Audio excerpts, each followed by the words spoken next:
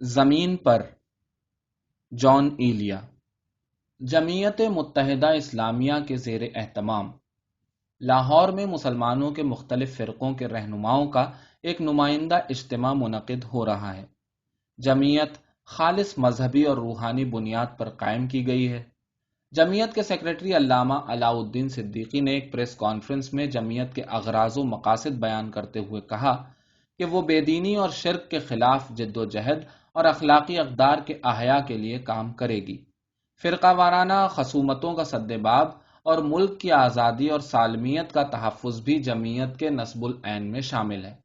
مسلمانوں کے مختلف فرقوں کے رہنماؤں کو ایک مرکز پر جمع کرنے کی کوشش بلا شبہ ایک ایسی مستحسن کوشش ہے جس کے لیے جمعیت تمام اسلامی فرقوں کی طرف سے داد و تحسین کی مستحق قرار پائے گی۔ فرقہ وارانہ مناقشات کے سدباب اور ملک کی آزادی اور سالمیت کے تحفظ کو اپنے دائرہ فرض میں شامل کرنا جمعیت کا دوسرا پسندیدہ اقدام ہے۔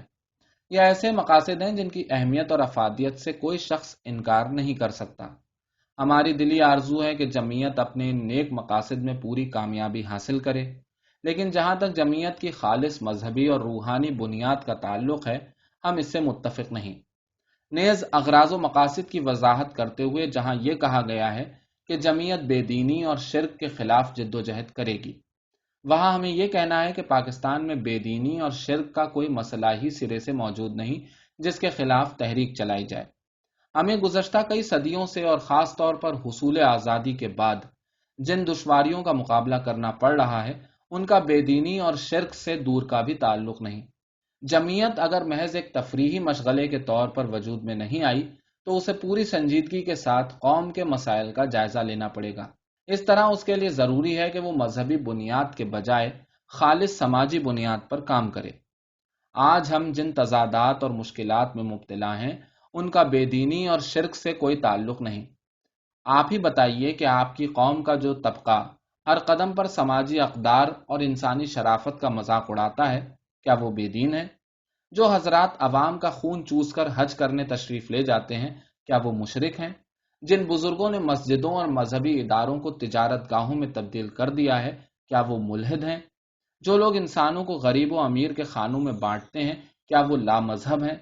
جو قابو یافتہ افراد اپنی غلامانہ ذہنیت کی قربان گاہ پر قوم کا ہر تاریخی و تہذیبی سرمایہ قربان کر دینا چاہتے ہیں، کیا وہ مذہب کے منکر ہیں؟ یہ شوخ چشم تو وہ ہیں جو مذہب کا نام لیتے ہوئے کسی وقت بھی نہیں تھکتے۔ ذرا سوچئے تو صحیح کہ پاکستان میں 10-11 سال تک جو ناٹک کھیلا جاتا رہا، اس کے بہروپیے کیا غیر مذہبی لوگ تھے؟ کیا کوئی ایسی مثال پیش کی جا سکتی ہے کہ کسی موقع پر بے دینوں نے ملک کی تہذیبی، سماجی اور معاشی ترقی میں رکاوٹیں پیدا کرنے کی کوشش کی ہو؟ بلکہ ہمیں تو یہ پوچھنا ہے کہ دنیا کی سب سے بڑی اسلامی مملکت میں بے دین آخر ہیں کہاں؟ ہمیں تو ملت بیضا کے علاوہ یہاں کوئی چیز نظر نہیں آئی۔ اگر پاکستان میں چند بے دینوں کا وجود فرض بھی کر لیا جائے، تب بھی صورتحال میں کوئی فرق نہیں پڑتا۔ بے دینی انسانیت کے لیے کبھی کوئی خطرہ نہیں رہی اور نہ وہ آج کوئی خطرہ ہے۔ منطق کبھی کسی کا سر نہیں پھاڑ سکتی، فلسفہ کبھی کسی کی محنت کا لہو نہیں نچوڑ سکتا، دلیلوں نے انسانیت کی ہموار سطح پر فرق مراتب کی سیڑھیاں کبھی تعمیر نہیں کی۔ منطق جو صرف ایک طریقہ ہے، جو صرف ایک جستجو ہے، دلیل جو صرف ایک نشان ہے، ان میں سے کسی کو اپنے حتمی ہونے کا دعویٰ نہیں۔ پھر کسی خطرے کا سوال ہی کہاں پیدا ہوتا ہے؟ یہ دو آدمی آپ سے کچھ کہنا چاہتے ہیں۔ ان میں سے ایک شخص کی رائے یہ ہے کہ یہ دنیا نہ تو ہندوستان کے رام نے بنائی ہے، نہ پاکستان کے خدا نے۔ اس کی پیدائش کا فلسفہ کچھ اور ہے، لیکن یہ شخص اس فلسفے کو آیت اور حدیث نہیں سمجھتا۔ وہ اپنی رائے بدلنے کے لیے ہر وقت تیار ہے۔ کیا آپ کو اس شخص کی مصروفیات معلوم ہیں؟ کیا آپ اس کے خیالات سے باخبر ہیں؟ یہ شخص اس گفتگو سے پہلے انسانوں کی عالمی برادری اور برابری کے موضوع پر غور کر رہا تھا۔ وہ ہر انسان کو خوش دیکھنا چاہتا ہے۔ اس سے قطع نظر کہ ان انسانوں کے عقائد اور خیالات کیا ہیں، سماج نے اس شخص کی معیشت کے سلسلے میں آج تک کوئی ذمہ داری قبول نہیں کی، لیکن یہ ہر وقت سماج کی خوشحالی اور ترقی کے لیے فکر مند رہتا ہے۔ یہ پاگل انسان آپ سے جدا ہوتے ہی ایک ایسی کتاب کے مطالعے میں غرق ہو جائے گا جسے پڑھ کر سر میں درد تو ضرور ہونے لگتا ہے، لیکن کسی مقوی اور مفرح مرکب کا نسخہ حاصل نہیں ہوتا۔ اس کتاب کے کسی صفحے کو کیش نہیں کرایا جا سکتا۔ یہ دوسری بات ہے کہ سماج کا تمام قابل فخر سرمایہ انہی صفحات کے طفیل وجود میں آیا ہے۔ کیا سماج کے خیرہ سر مفتیوں میں اتنی جرت ہے کہ اس شخص پر کوئی فرد جرم لگا سکیں؟ کیا خدا کا کوئی برگزیدہ بیٹا شریف انسانیت کی محفل میں اس زولیدہ منہ آدمی سے نگاہیں ملانے کی جسارت کر سکتا ہے؟ لیکن ایک دوسرا شخص ہے جسے آپ کے معاشی مسائل سے کوئی سروکار نہیں۔ اس کا اصرار تو صرف یہ ہے کہ آپ اس کے عقائد مان لیجئے، نہیں تو آپ کی گردن اڑا دی جائے گی۔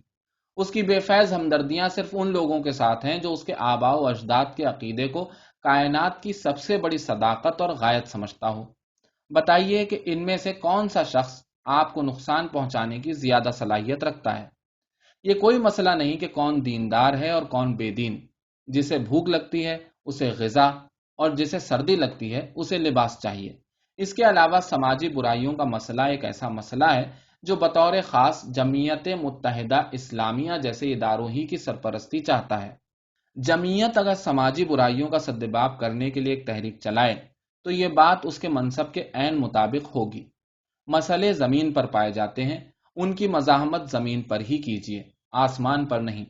اس لیے ہمارا یہ خیال ہے کہ جمعیت کو مذہبی اور روحانی بنیادوں کے بجائے خالص سماجی بنیادوں پر کام کرنا چاہیے۔ جب یہ مسئلے حل ہو جائیں تو پھر آپ جن بنیادوں پر چاہیں کام کریں، آپ کو کوئی نہیں روکے گا، بلکہ آپ کی ہر بات پوری توجہ کے ساتھ سنی جائے گی۔ انشاء، نومبر سن 1961۔